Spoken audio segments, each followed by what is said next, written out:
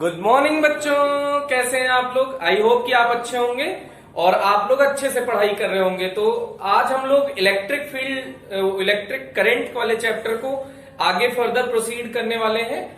तो electric current वाले chapter में लास्ट टाइम हमने प्रतिरोध ताप गुणांक का डेरिवेशन किया था और हमने आपसे ये कहा था कि प्रतिरोध ताप गुणांक से रिलेटेड आप न्यूमेरिकल ट्राई कर लीजिएगा। दो एग्जाम्पल गिवन है, उन दोनों एग्जाम्पल्स को आप ट्राई कर लीजिएगा। अगर आप अच्छा ऐसा करेंगे तो आपको ये वाला फॉर्मूला अच्छे से अप्लाई करना आ जाएगा। ये फॉर्मूला बोर्ड के पर्पज से भी और कंपटीशन के पर्पज से भी बहुत इंपॉर्टेंट है, क्योंकि इसमें इतने अच्छे अच्छे फॉर्मूले हैं कि ये इस वाले फॉर्मूले को लोग इग्नोर कर देते हैं, तो जिसके कारण इसके क्वेश्चन गलत हो जाते हैं। तो हम लोग इसका डिस्कशन करने वाले हैं। तो अभी आपने अगर ट्राई कर लिया हो तो फिर से एक बार देखें और हम आपको क्वेश्चन पढ़ के सुना रहे हैं। क्वेश्चन में कह रहा है प्लेटिनम प्रतिरोध तापमापी के प्लेटिनम तार के लिए, फिर से सुनिएगा, प्लेटिनम तार के लिए प्रतिरोध हिमांक पर, हिमांक माने हिम अंक मतलब हम 0 डिग्री सेल्सियस मानते हैं, हिमांक पर 5 ओम है। R एट 0 डिग्री सेल्सियस, प्रतिरोध 0 डिग्री सेल्सियस पर 5 ओम है, ये दिया हुआ है। तथा भाप बिंदु पर, भाप बिंदु कौन सा होता है बेटा, 100 डिग्री सेल्सियस। तो R 100 डिग्री सेल्सियस पर ये प्रतिरोध 5.23 ओम दिया हुआ है। जब तापमापी को किसी तप्त ऊष्मक में प्रवेश कराया जाता है तो प्लेटिनम तार का प्रतिरोध तप्त ऊष्मक में प्रवेश कराया जाता है, लेकिन आपको उसका प्रतिरोध वो ताप नहीं पता है, तो RT मान लिया, तब इसका प्रतिरोध हो जाता है 5.795 ओम। ऊष्मक का ताप ज्ञात कीजिए। तो ये गिवन इंफॉर्मेशन है। अब इस गिवन इंफॉर्मेशन के बेसिस पे हम लोग इस क्वेश्चन को करना चाहते हैं। तो यहां पे अल्फा चाहिए। अल्फा इक्वल्स क्या होता है, प्रतिरोध में परिवर्तन बटे प्रारंभिक प्रतिरोध इंटू ताप परिवर्तन या ताप वृद्धि। तो अब अल्फा तो गिवन नहीं है, लेकिन दो डेटा के बेस पे हम लोग अल्फा निकाल सकते हैं, फिर उसको इस वाले में पुट कर देंगे, आंसर आ जाएगा। तो इसके करने के दो तरीके। देखिए, पहला तरीका तो आप ऐसे लिखिए, अल्फा इक्वल्स होता है R ज्यादा वाला ताप माइनस कम वाला ताप अपॉन कम वाला ताप इंटू तापांतर, तापांतर को डेल्टा टी, ऐसा अभी फॉर्मूले के बेसिस पे यहां 100 माइनस 0 लिख दीजिए। ये तापांतर है बेटा, तो 100 degree Celsius minus 0 degree Celsius. अब एक तो तरीका है ये कि इसमें ये सारे मान गिवन है, R0 दिया है 5, R100 दिया है, 100 में से 0 घटा ही लोगे। एक तो तरीका ये है बेटा कि इसमें सारे मान निकालो, अल्फा निकाल लो और फिर अल्फा का फॉर्मूला इन दोनों की, जो कन्वीनियंट ये है, इजी, तो इन दोनों के बीच लगा दो।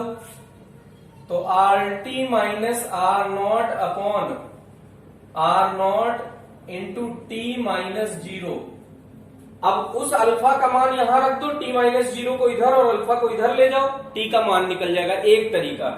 दूसरा तरीका, लेकिन इसमें 2 बार कैलकुलेशन करनी पड़ेगी। एक बार यहां पे सारे मान रख के अल्फा निकालोगे, एक कैलकुलेशन, वो कैलकुलेशन यहां रखोगे अल्फा का मान, फिर यहां से टी निकलेगा, 2 बार कैलकुलेशन। उस कैलकुलेशन से बचने के लिए आप चाहो तो दोनों का डिवीजन कर दो, या चाहो तो दोनों अल्फा के बराबर हैं तो दोनों आपस में भी बराबर होंगे। तो समीकरण 1 व 2 से तो ये दोनों को आपस में बराबर कर दो, तो क्या हो जाएगा बेटा, R100 minus R0 upon R0 into 100, 100 minus 0 कितना हो गया, 100। तो ये क्या हो जाएगा, RT minus R0 upon R0 into T. अब हमको ये टी चाहिए, तो ये वाला टर्म इधर लेके चले आओ बेटा। तो R0 इंटू टी इधर ले आए, सॉरी R0 से तो R0 कैंसिल आउट हो गया ना, तो टी को इधर ले आओ, इसको बटे में लेके चले जाओ। तो देखो, ये वाला 100 इसके साथ गुणा हो जाएगा, RT माइनस R0 वज्र गुणन कर रहे हैं बेटा, तो 100। अब इसको इधर इसके साथ गुणा करोगे तो ये क्या हो जाएगा, R100 minus R0 into T, ऐसा हो जाएगा ना। अब इसको बटे में लेके चले जाओ, तो यहां से इसको बटे में ले जा रहे हैं, अगले स्टेप की बात है, चलो लिख ही देते हैं।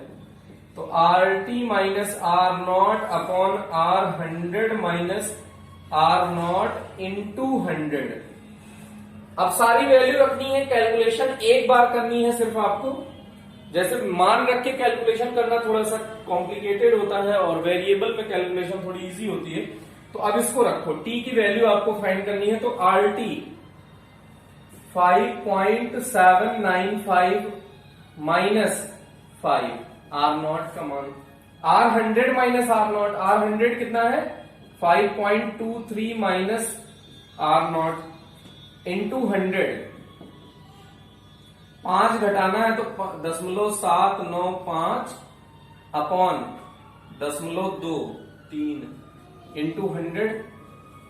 अब यहां 23 से आप इसको कट करिएगा तो 23 से कट करने पे जो आप रिजल्ट पाएंगे तो 345.65। 100 से मल्टीप्लाई करोगे तो ये आ जाएगा 79.5 अपॉन 22.23। जब इसको सॉल्व करेंगे तो 345.65 डिग्री सेल्सियस। तो ये इसको सॉल्व करने पे ये आ जाएगा बेटा। तो अगर आपने ट्राई किया हो तो आपका आंसर भी आया होगा। तो अगर आंसर सही है तो करेक्ट लिखो, और अगर आंसर गलत है तो इनकरेक्ट लिखो बेटा। लेकिन ये इनकरेक्ट होना नहीं चाहिए बेटा। होमवर्क है, होमवर्क में आपने ट्राई जरूर किया होगा, समझ में नहीं आया हो तो वो अलग बात है। ये ध्यान दीजिएगा कि प्रतिरोध पहले इसने दिया है गलन बिंदु पर, वो 5 ओम दिया है। गलन बिंदु मतलब 0 डिग्री सेल्सियस, फिर भाप बिंदु मतलब 100 डिग्री सेल्सियस। तो इतना हो गया। अब किसी तप्त ऊष्मक में किसी ताप पर है तो तप्त ऊष्मक का ताप नहीं पता है तो उसे हमने आरटी मान लिया। बस इतना सा ध्यान रखना है, बाकी तो फॉर्मूला ही है सिर्फ। वीडियो पॉज करके अगर आपने नहीं किया होगा तो फिर से नोट करिएगा, ट्राई करिएगा। नेक्स्ट एक एग्जांपल इसी पे बेस्ड और है, उसे कर लेते हैं बेटा। तो एक प्लेटिनम प्रतिरोध तापमापी जिसकी सहायता से प्रतिरोध में परिवर्तन ज्ञात कर ताप का मान ज्ञात किया जाता है, ये प्लेटिनम प्रतिरोध तापमापी है। अब इसका 20 डिग्री सेल्सियस पर प्रतिरोध 50 ओम है। तो 20 डिग्री सेल्सियस पर R20 दिया है 50 ओम। जब तापमापी को एक पात्र जिसमें चांदी गलन बिंदु पर है रखा जाता है तो इसके प्रतिरोध का मान बढ़कर 80 डिग्री सेल्सियस हो जाता है। अब किस पात्र में रखा है, क्या रखा है, तो हमने 80 डिग्री सेल्सियस 80 ओम हो जाता है, सॉरी 80 ओम हो जाता है। यह मानते हुए कि इस ताप में जो प्रतिरोध है उसका मान में रेखीय परिवर्तन हो रहा है। चांदी के गलन बिंदु का मान ज्ञात कीजिए। चांदी के लिए अल्फा दिया हुआ है 3.8 गुणा 10 की घात -3 पर डिग्री सेल्सियस इसका मात्रक बेटा। ये मात्रक याद कर लीजिएगा, ये इंपॉर्टेंट है मात्रक। तो आपको क्या ज्ञात करना है, टी का मान ज्ञात करना है। तो फॉर्मूला वही लगा दीजिए, RT माइनस R20। क्या लगा देंगे बेटा, RT alpha equals RT minus R0 upon R0 into delta T होता है बेटा। ये तो फॉर्मूला लगा दिया। अब RT की वैल्यू क्या है देखो, T डिग्री सेल्सियस पर T ही है, हमें नहीं पता कितना है तो हमने T मान लिया है। तो RT माइनस R0 कितना है, R20। प्रारंभिक प्रतिरोध कितना है 50 ओम, और R20 into T minus 20 degree. ताप कितना है 20। यहां देखिएगा ये ताप में अंतर लेना है बेटा, नहीं तो गड़बड़ कर दो। अब RT का मान नहीं, RT पता है 80 minus 50 upon 50 into T minus 20। तो T माइनस 20 को इधर बुला लो, T माइनस 20 इधर ले आओ, अल्फा को इधर लेके चले जाओ। अब इसमें से थोड़ा सा T इक्वल्स क्या हो जाएगा, 20 उधर पक्षांतर कर दो। तो 80 माइनस 50 30/50 इंटू अल्फा, अल्फा का मान है 3.8 इंटू 10 की घात -3। अब ये -20 है तो उधर जाएगा बेटा, इसके बाद +20 हो जाएगा, ये ध्यान देना है। तो ये 0 से 0 कैंसिल आउट हो गया।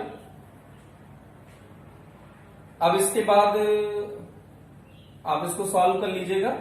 ये ऊपर जाएगा तो 3 जीरो 10 की घात 3 हो जाएगा, तो ये हो गया 3000। 5 गुणा 3.8, तो 5 से काट दो, 5 36, 600 आया। आधा कर दो, अभी प्लस 20 तो है ही। फिर ये 600 बटे 3.8 है, थोड़ा सा और छोटा कर दो तो 19 का पहाड़ा आपको आता है अच्छे से, तो 300 बटे 1.9, 2 से काट दिया बेटा, तो 2 से काटोगे तो ये आ जाएगा 300 और ये आ जाएगा 1.9। तो 1.9 को 19 लिख के यहां ऐसे कर दो और प्लस 20 तो है ही। अब यहां पे 19 का पहाड़ा आप जानते होंगे शायद, ऐसा हम मान लेते हैं, तो 19 एकम 19। अब यहां 11 बचा तो 110 हो गया, तो 19 का 5 19 पंचे 95, 95, तो ये 95 और 110 तो 15 बचा, तो 1500 से ये 150 हो गया, तो 19 सत्ते 133, 133, फिर बचा 133 और 150, 17। अब दशमलव लगा दीजिए। अब 19 का पहाड़ा पढ़िए, 19 × 171 होता है, तो करीब 9 बार ही जाएगा। 171 170 करीब करीब है, प्लस 20, तो ये क्या आ जाएगा, टी बराबर 177.9 डिग्री सेल्सियस। बेटा सिर्फ फिजिक्स एक लाइन में यही तक है, बस ये फिजिक्स है।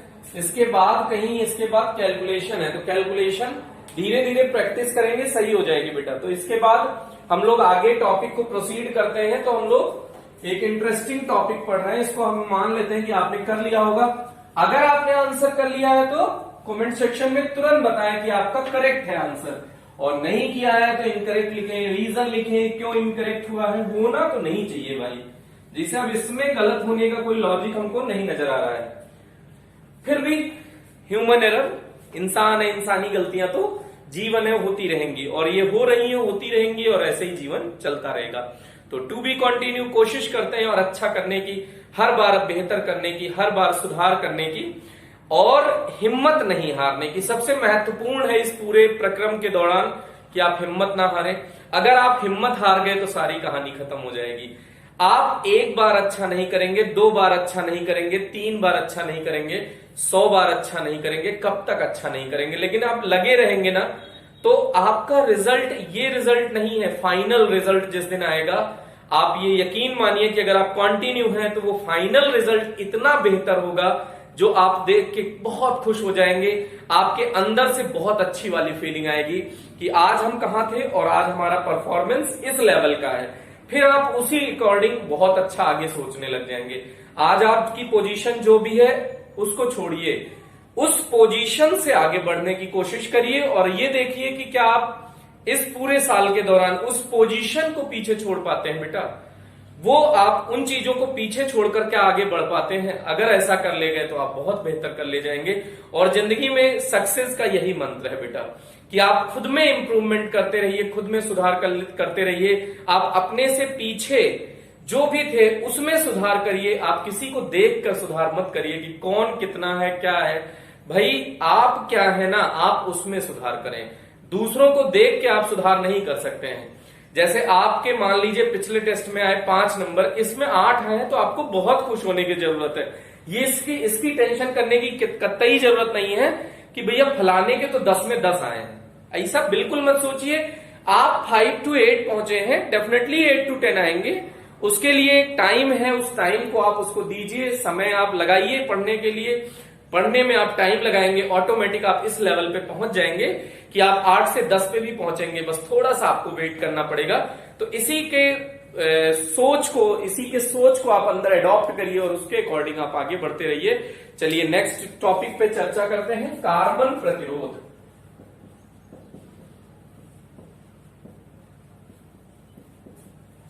ये बहुत बढ़िया टॉपिक है बेटा। तो कार्बन प्रतिरोध के लिए ऐसे समझ लीजिए कि जो बहुत सारे विभिन्न इलेक्ट्रॉनिक डिवाइसेज आ रही हैं, विभिन्न इलेक्ट्रॉनिक उपकरण मार्केट में उपलब्ध हैं तो सभी इलेक्ट्रॉनिक डिवाइस में अलग अलग सर्किट पे, अलग अलग प्लेस पे, अलग अलग मान के प्रतिरोध की जरूरत पड़ती है। अब अलग अलग मान के प्रतिरोध की जरूरत पड़ती है तो हमारे पास ऐसा अलग अलग मान का प्रतिरोध होना चाहिए कि वहां पे मान लो जरूरत है 1.9 ओम की, तो हम 1.9 ओम ही लगाएं बेटा। उससे ज्यादा का लगा दोगे तो सर्किट ब्रेक हो जाएगा, बेकार हो जाएगा। तो अब ऐसा करने के लिए हमने कार्बन के चूर्ण का एक वो बनाया, कार्बन प्रतिरोध। तो इसी को नाम से जानते हैं कि कार्बन प्रतिरोध कहते हैं। तो इसकी परिभाषा के फॉर्म में क्या लिख देंगे, परिभाषा कोई इंपॉर्टेंट नहीं है, फिर भी जाननी चाहिए कि आजकल विभिन्न इलेक्ट्रॉनिक युक्तियों में या उपकरणों में अलग अलग मान के कार्बन का प्रयोग होता है। तो जिसे परिपथ में संयोजित करने के लिए, हाँ, अलग अलग मान के कार्बन प्रतिरोध का प्रयोग होता है जो कार्बन चूर्ण से बने होते हैं। किससे बने होते हैं बेटा, कार्बन चूर्ण से बने होते हैं, और जिसके दोनों किनारों पर चालक तार लगे होते हैं। परिपथ में संयोजन के लिए दोनों किनारों पर चालक तार लगे होते हैं। फिर से भाषा सुन लीजिएगा। आजकल विभिन्न इलेक्ट्रॉनिक युक्तियों में अलग अलग मान के कार्बन वो प्रतिरोध का प्रयोग होता है, अलग अलग मान के प्रतिरोध का प्रयोग होता है। तो वे ये प्रतिरोध कार्बन चूर्ण के बनाए जाते हैं। ये प्रतिरोध किसके बनाए जाते हैं, कार्बन चूर्ण के बनाए जाते हैं। ये बेलन पूरा कार्बन चूर्ण का है और इसके दोनों सिरों पर चालक तार लगे होते हैं, जिसकी सहायता से इसका परिपथ में संयोजन किया जाता है। इसको लीड भी बोलते हैं। लीड, जैसे आप देखते हो कि लीड लगा देते हैं तो दोनों साइड में लीड बोलते हैं, या संयोजन। ये संयोजन बिंदु है ए और बी। इसमें मुख्यतः 4 पट्टियां होती हैं। क्या बनी होती है बेटा, 4 ऐसे पट्टियां बनी होंगी। तो मान लीजिए एक पट्टी ये हो गई, फिर दूसरी पट्टी ऐसे हो सकती है इसी के साथ साथ एडजेसेंट में। हमारे पास डिफरेंट कलर नहीं है, नहीं तो हम डिफरेंट कलर से करके आपको दिखाते, लेकिन अभी आप ऐसे समझ लीजिए कि कुछ ऐसे कलरफुल पट्टियां आएंगी बेटा। अब हमारे पास 2 ही कलर है तो हम उन्हीं का यूज कर रहे हैं। तो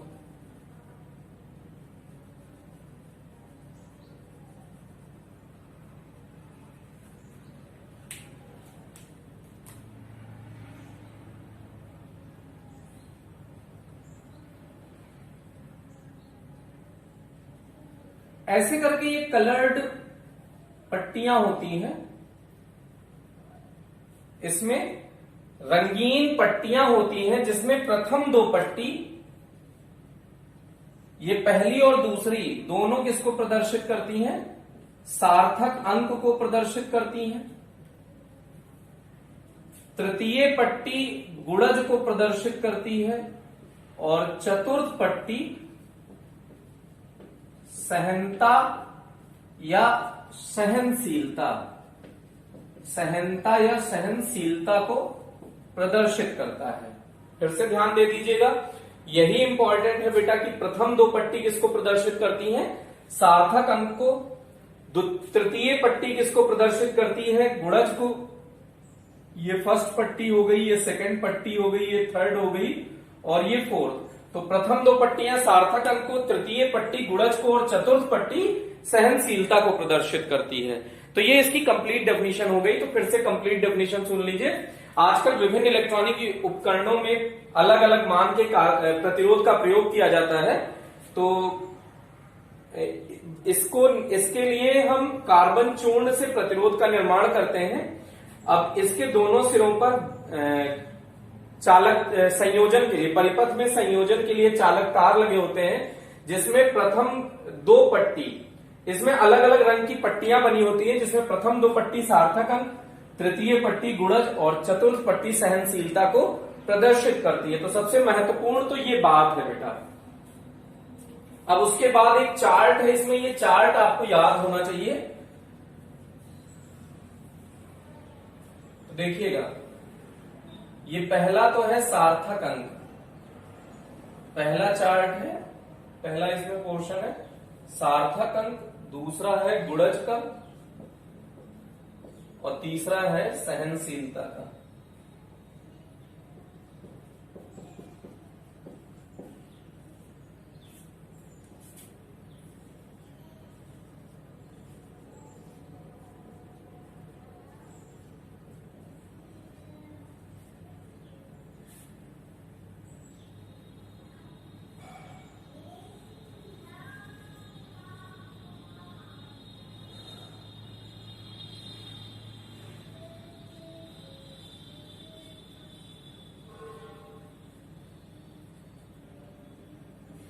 थोड़ा सा जगह की जरूरत पड़ेगी, इसलिए इसको हिंदी में भी लिख देंगे बेटा, ऐसे रहने देते हैं।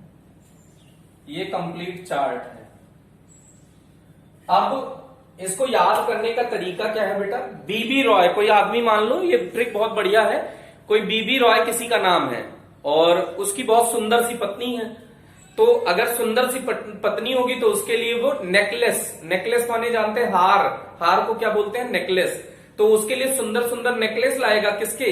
गोल्ड के, सिल्वर के, मतलब डायमंड के भी लाएगा, लेकिन अपने कोर्स में डायमंड नहीं है, अपन गरीब आदमी है, छोटे लोग हैं, तो अभी क्या कर रहे हैं, सिर्फ सिल्वर और गोल्ड के नेकलेस ला रहे हैं। अपन नहीं, मतलब बीबी रॉय, अपन तो डायमंड के लाते, खैर उसकी कोई बात ही नहीं है। तो फिर से बीबी रॉय कहां रहते हैं? ग्रेट ब्रिटेन में। बीबी रॉय कहां रहते हैं बेटा? ग्रेट ब्रिटेन में। हैज वेरी गुड वाइफ, उनकी वाइफ क्या है? बड़ी सुंदर है। फिर से बीबी रॉय ग्रेट ब्रिटेन, इसको साथ साथ बोलने की कोशिश भी करिएगा। B B Roy great Britain has very good wife wearing gold silver necklace. फिर से बोलना है बेटा, बीबी रॉय ग्रेट ब्रिटेन, फिर से बोलो, B B Roy great Britain has very good wife wearing gold silver necklace. फिर से B B Roy great Britain, B B Roy कहां के रहने वाले हैं बेटा?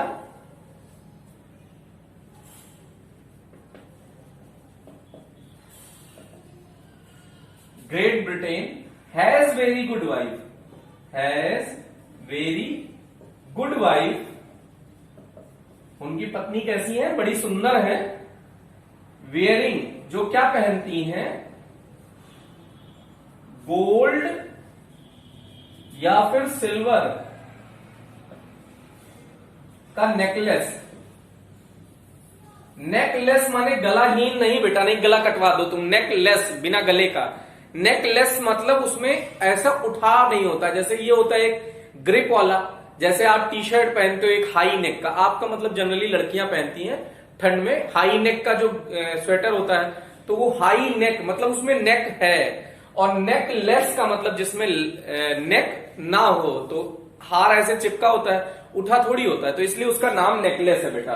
तो B B Roy great Britain has very good wife wearing gold silver necklace. देखिए BBROY great Britain has very good wife wearing gold silver necklace का मतलब नो, नेकलेस का मतलब नो कलर।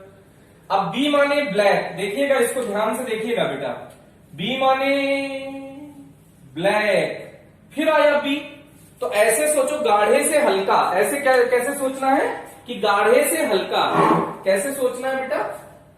डार्क से लाइट कलर, किस कलर से किस कलर की ओर मूव करेंगे हम लोग?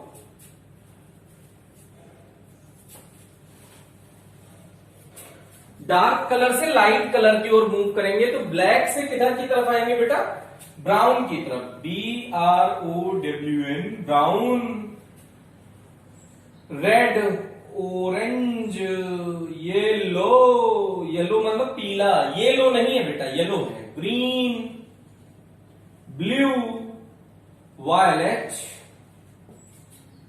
ग्रे है। अब यहां जी 2 बार यूज हुआ है, तो पहले गाढ़ा फिर हल्का, फिर व्हाइट,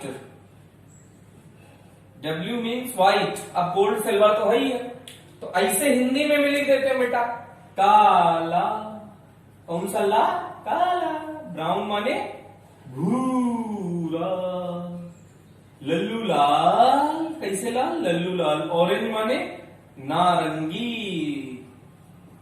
येलो पीला, ग्रीन माने हरा, ब्लू माने नीला, वॉयलेट माने बैगनी, और ग्रे माने धूसर। कौन सा कलर होता है बेटा? धूसर। व्हाइट माने सफेद। अब कुछ लोग सोच रहे हैं सर ए फॉर एप्पल भी बता देते हैं इसके साथ साथ ना बेटा, ऐसा नहीं है बेटा, ये हमारे काम का है। ये कलर कोड जो इसमें अलग अलग कलर की पट्टियां बनी होती है ना, ये सीक्वेंस में याद होनी चाहिए। अगर सीक्वेंस में नहीं याद है तो ये टॉपिक आपको नहीं आएगा। बोर्ड में 1 नंबर का पूछता है बेटा कलर कोडिंग। तो इसका नंबरिंग कहां से शुरू होता है ये देखिएगा, 0 1 2 3 4 5। अलग अलग कर दे, नहीं कुछ लोगों को तो पता ही नहीं चलेगा सर किसके साथ कौन सा कलर है। ओके,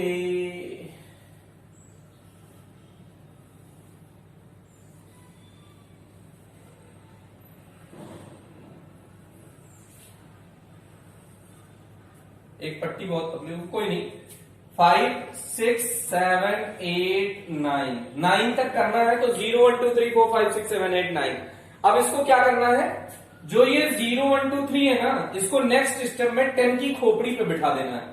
तो ये क्या हो जाएगा, 10 की खोपड़ी पे क्या बैठेगा 0, 10 की खोपड़ी पे क्या बैठेगा 1, 10 की खोपड़ी पे 2, 10 की खोपड़ी पे 3 4, 10 to power 5, 10 to power 6, 10 to power 7, 10 to power 8, 10 to power 9। कितने खतरनाक खतरनाक प्रतिरोध बना रहे हैं, 10 की घात 9 वाले प्रतिरोध भी हम लोग बना रहे हैं। अब इसमें देखिएगा जो गोल्ड सिल्वर और नो कलर होते हैं भैया, ये सार्थक अंक है, ये तो कलर है, वर्णक्रम है। ये क्या है बेटा, वर्णक्रम। ये क्या है, वर्णक्रम। ये क्या है बेटा, सार्थक अंक। ये कौन से अंक है, सार्थक अंक। ये कौन से अंक हैं, गुणज। गुणज माने 10 की घात में। और इसके बाद एक चार्ट की जरूरत हमको और पढ़ने वाली है, तो यहां पे ये पढ़ी, तो इसमें बस खाली 3 के लिए यूज होता है। जैसे इनको गोल्ड सिल्वर और नो कलर को कोई नंबर नहीं मिला ना, तो इनको सीधे गोल्ड को दीजिए ये सहनशीलता। ये कौन सा चार्ट है, सहनशीलता। तो गोल्ड की सहनशीलता होती है ±5%। गोल्ड की सहनशीलता क्या होती है, ±5%। सिल्वर है तो ±10%। और अगर नो कलर है तो ±20%। इतनी सहनशीलता होती है बेटा। फिर से ध्यान दीजिएगा, यहां पे थोड़ी सी चार्ट में मिस्टेक हो गई थी कि ये कलर का कोड है, कलर का क्रम है, वर्ण क्रम है, फिर सार्थक अंक 1 2 3 4 ये है बेटा। फिर गुणज का मतलब 10 की घात में, फिर सहनशीलता का मतलब उसमें परसेंट क्या है। अब ये मतलब क्या है सहनशीलता का, मतलब जैसे मान लो आपने 10 ओम का लिया और लास्ट में कौन सा कलर कर दिया है, कौन सी पट्टी है, चौथी पट्टी गोल्ड है, तो इसका मतलब ±10%। मतलब 10 ओम का 10% ज्यादा भी झेल सकता है। अगर प्रतिरोध 10 ओम से ज्यादा का लगा दिए हो तो कितना ज्यादा, 10% वृद्धि कर सकते हो 10 ओम में। और अगर कम है तो 10% कम रखोगे तो भी चलेगा। तो इसका मतलब है ये 10% ज्यादा और कम दोनों झेल सकता है, दोनों को कंट्रोल कर सकता है। तो ये अगर सिल्वर है, अगर गोल्ड है तो ये ±5%, मतलब +5% भी झेल जाएगा, ±5 मतलब कम भी रहेगा तो भी चल जाएगा। तो ये इसका मतलब चार्ट है बेटा। ये चार्ट का क्रम याद होना चाहिए, अगर सीक्वेंस आपको नहीं याद है तो गड़बड़ हो जाएगा। तो अब देखिएगा कुछ क्वेश्चन आपको कराते हैं बेटा। अब इसी को यूज कर ले रहे हैं हम लोग, इसी को, ये क्वेश्चन के फॉर्म में इसी को बना लेते हैं। लाल पीला कर लो, लाल पहला पट्टी कैसा है, लाल, दूसरी पट्टी पीला, तीसरी पट्टी हरा, यही तो पॉपुलर कलर है। फिर इसको कुछ गोल्ड कर लीजिए, सिल्वर कर लीजिए। जो आपके नोट्स में वो सिल्वर है तो उसी नोट्स के अकॉर्डिंग हम दे रहे हैं सिल्वर। सिल्वर माने चांदी सा, हिंदी में इसका भी लिख देते हैं गोल्ड माने सुनहरा। गोल्ड माने कौन सा कलर, सुनहरा, चांदी सा। किस कलर का, चांदी जैसा। नो कलर माने रंगहीन, रंगहीन या वर्णहीन। अब इसके बाद देखिए यहां पे हमने दे दिया चांदी सा, हिंदी में लिख दिया चांदी सा। अब दिए गए इसका प्रतिरोध ज्ञात करना है जी, दिए गए कार्बन प्रतिरोध का मान ज्ञात कीजिए, में प्रतिरोध का मान ज्ञात कीजिए। तो R, अब देखो पहले दो पट्टी लाल पीला, लाल पीला के लिए कौन सा यूज होगा, सार्थक अंक। तो लाल के लिए सार्थक अंक कितना है बेटा, 2। पीले के लिए सार्थक अंक कितना है, 4। तो ये लिख दिया 2, सॉरी पीले के लिए सार्थक अंक कितना है, 4। तो 24 लिख दो। पहले दो कलर का हो गया। अब गुणा का निशान बनाओ। हरे के लिए कितना है, हरे के लिए है, अभी गुणज लिखना है। तृतीय पट्टी किसको प्रदर्शित करती है? गुणज को। तो गुणज कितना है हरे का? 10 की घात 5। और फिर लास्ट पट्टी किसको प्रदर्शित कर रही है? सहनशीलता। तो चांदी की सहनशीलता कितनी है? ±10%। तो ±10%। और इसका मात्रक क्या है? ओम। ये हो गया बेटा। अगर इसी को मेगा ओम में कहा जाए तो यहां 10 की घात 6 आ जाता तो मजा आ जाता। तो 2.4 गुणा 10 की घात 6 ±10% है। तो इसको ऐसे लिख सकते हो 2.4। ये ओम में आया था मान, तो अब ये क्या लिख दोगे? Mega ohm. मेगा का एम बना देते हैं। मेगा माने 10 की घात 6 ±10%। इसमें झेल जाएगा अंतर। तो ये हो गया पहला क्वेश्चन। अब एक क्वेश्चन हमने किया, दूसरा क्वेश्चन आप ट्राई करिएगा। दूसरा क्वेश्चन है हरा, लाल, बैगनी, सुनहरा। हरा, लाल, बैगनी, सुनहरा। अब इसको ध्यान रखने का तरीका कैसे? देखो बेटा, अब यहां पे मिस्टेक क्या होती है? 0 से शुरू है। तो अब मान लो कि सबसे पहली पट्टी हरा है, तो रेड वो ग्रीन होनी चाहिए। तो BBROY, बीबी रॉय।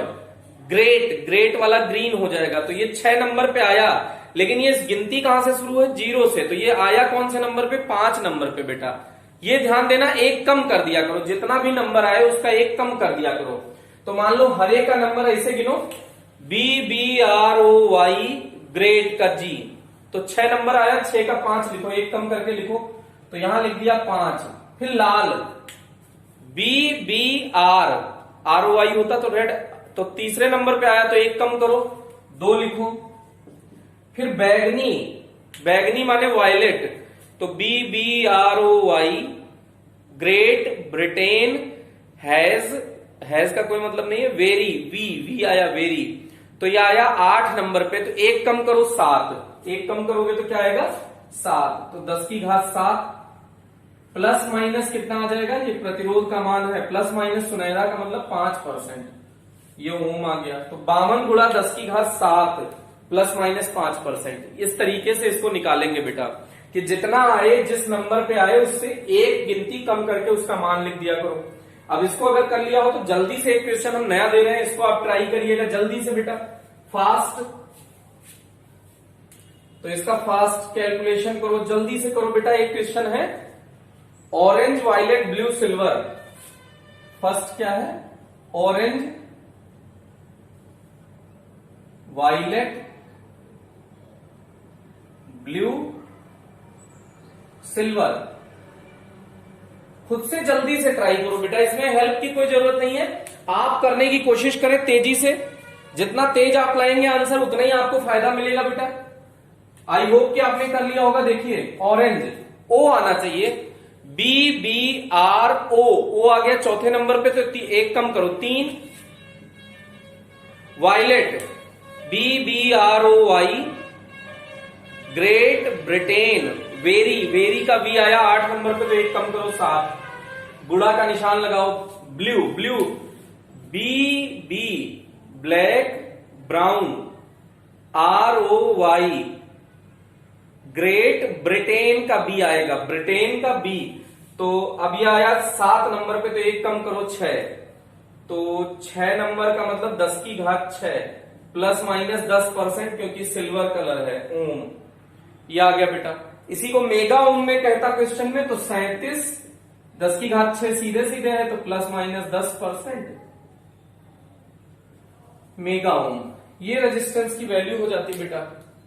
ओके, इसके बाद देखिएगा नेक्स्ट क्वेश्चन। नेक्स्ट क्वेश्चन आप देखिएगा, इसको आपने कर लिया होगा। तो अब ऐसे दिया है 74 गुणा 10 की घात 5। तो इसका चाहे एक और कर दीजिए आप, फिर हम वाला देते हैं इस टाइप का। चाहे इसको करिए 74 गुणा 10 की घात 5 ऐसे दिया है। इसका रंग बताना है। 74 गुणा 10 की घात 5 प्लस माइनस 5%। तो आर का ये कौन कौन से रंग की पट्टियां होंगी, तो 7 आया है, मतलब 8 तक गिनो। BBROY ग्रेट ब्रिटेन वेरी, 8 पे वेरी बी आया, तो ये वायलेट हो गया बेटा।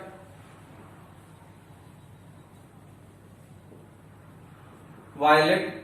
4 का मतलब 5 गिनो। BBROY, वाई का मतलब येलो, या येलो।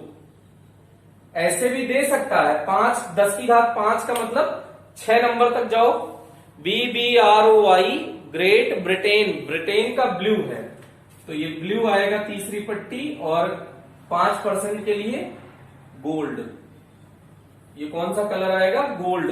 तो violet yellow blue gold, violet yellow blue.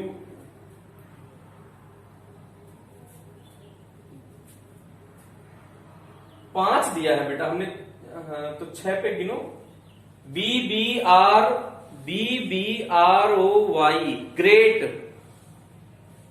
6 पे ग्रेट आ रहा है, तो ग्रीन आ रहा है, ये ब्लू नहीं होगा 6 पे, ग्रीन। ठीक है बेटा। अब इसके बाद आप देखिएगा, थोड़ा सा इसी में कॉम्प्लिकेशन और कर सकता है। कोई जरूरी नहीं है लास्ट पट्टी सहनशीलता वाली दी ही हो, ये हर क्वेश्चन में दे, ये जरूरी नहीं है। 3 पट्टियां भी दे सकता है, ऐसा भी आपको बहुत सारा क्वेश्चन देखने को मिलेगा। अब इसमें क्या करेगा, थोड़ा सा देखिएगा, ये कलर कोड आपको दे देगा। जैसे ब्राउन ब्लैक ब्लैक, ये दिया हुआ है ब्राउन ब्लैक ब्लैक। अब इसमें क्या किया, एक बैटरी लगा दी, बैटरी लगा दी, इसका वोल्टेज दे दिया 2 वोल्ट। तो परिपथ में प्रवाहित धारा का मान बताइए, परिपथ में प्रवाहित होने वाली धारा का मान। तो बेटा अगर ये प्रतिरोध पता चल जाए, वोल्टता पता है, तो धारा पता चल जाएगी। तो इसका प्रतिरोध लिखो सबसे पहले, तो क्या लिखना है बेटा, R। तो R के लिए लिखो ब्राउन, ब्राउन का मतलब कितना नंबर पे आता है, ब्लैक ब्राउन, तो 2 नंबर पे, तो मतलब 1 है ये। ब्लैक का मतलब 0 गुणा तीसरी पट्टी ब्लैक, ब्लैक का मतलब 10 की घात 0, तो 10 की घात 0 का मान 1 हो गया, तो ये आ गया 10 ओम। R का मान हो गया 10, V का मान हो गया 2 वोल्ट, तो I इक्वल्स V/R, तो 2/10, तो 0.2 एम्पियर करंट आ गई। कितनी करंट आ गई परिपथ में बेटा, 0.2 एम्पियर। तो इस परिपथ में 0.2 एम्पियर की करंट फ्लो होगी। अगर ऐसा सर्किट बना दिया गया है, तो इस परिपथ में कितने ओम का, वो कितने एम्पियर की करंट फ्लो होगी, 0.2 एम्पियर की करंट फ्लो होगी। तो ऐसा करके ये भी क्वेश्चन दिया जा सकता है। फिर से देख लीजिएगा, एक क्वेश्चन ऐसे और दे सकते हैं कि पहले से ही उसने कह दिया कि निम्न का मान मेगा ओम में बताइए, तो आपके पास अब चॉइस खत्म हो गई है बेटा। अब आपको मेगा ओम में ही आंसर देना है। अगर उसने कह दिया होता कि आंसर प्रतिरोध बताइए, तो आप किसी में भी दें, लेकिन उसने स्पेशली कह दिया मेगा ओम में आंसर बताइए, तो इसका कैलकुलेशन आप करिए। मेगा ओम में मान बताइए, grey red yellow silver, grey red yellow silver, grey red yellow, और ये लास्ट वाली पट्टी जो है ये कौन सी है, सिल्वर। अब इसका कैलकुलेशन जल्दी से करो बेटा आप, आंसर मेगा ओम में बताना है, ये ध्यान रखना है आपको। तो आई होप कि आपने कर लिया होगा। See on the board, grey, grey green के नीचे आएगा बेटा, ये ध्यान देना। ग्रीन पहले ग्रीन वाला जी आ जाएगा, उसके बाद ग्रे आएगा।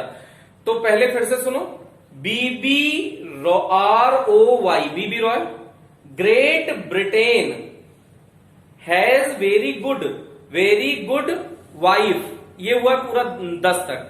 तो फिर से इस पे समझना है आपको कि ग्रे कहां पे आएगा, उसको देखो। BBROY ग्रेट, एक जी आ गया। अब इसके बाद जो आएगा, ग्रेट ब्रिटेन वेरी, वी आ गया, वेरी गुड, गुड का मतलब 9 पे आया, 9 का ये मतलब 1 कम करो, तो 8 लिखो इसको। रेड, रेड किस पे आएगा बेटा, BBR, R 3 पे आया, 3 का मतलब 1 कम करो, 2 लिखो, इंटू 10 की घात। येलो, येलो पे देखो, BBROY 5 पे आया ना, तो 5 से 1 कम करो, 4 लिखो, तो 10 की घात 4 प्लस माइनस सिल्वर के लिए कितना परसेंट होता है? 10%। ये ओम में आया है, लेकिन मेगा ओम में करने के लिए 10 की घात 6 चाहिए, तो 100 से भाग कर दो, 100 से गुणा, तो 100 से भाग किए तो ये कितना आ गया? 0.82, और गुणा किए तो ये पावर में ऐड हो जाएगा 10 टू पावर 6 प्लस माइनस 10%, ये है ही है। अब इसको ऐसे ओम में है अभी, तो इसको ऐसे लिख सकते हो ना, 0.82 मेगा ओम प्लस माइनस 10%, तो ये रेजिस्टेंस की वैल्यू आ गई बेटा। तो इस तरह से इसका रेजिस्टेंस के ढेर सारे क्वेश्चन हमने अप्लाई करा दिए।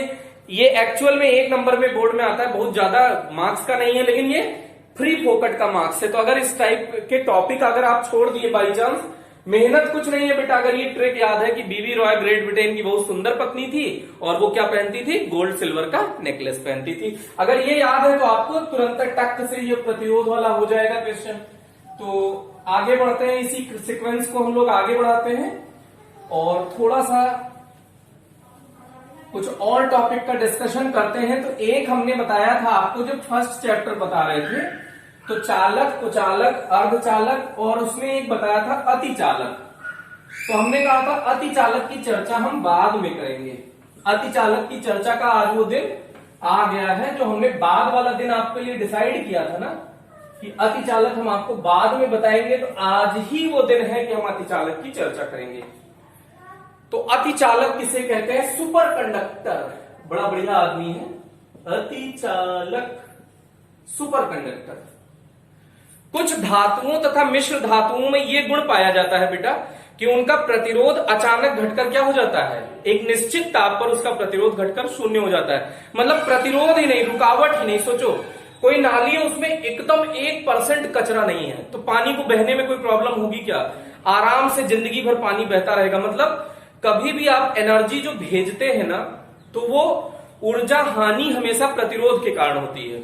जैसे घरों में आपके अप्लायंसेस लगे हैं, तो यहां तक लाइट भेजने के लिए कोटा से लाइट भेजी गई। मान लो यहां के लिए लाइट कहां से आ रही है? कोटा के लिए, कोटा से।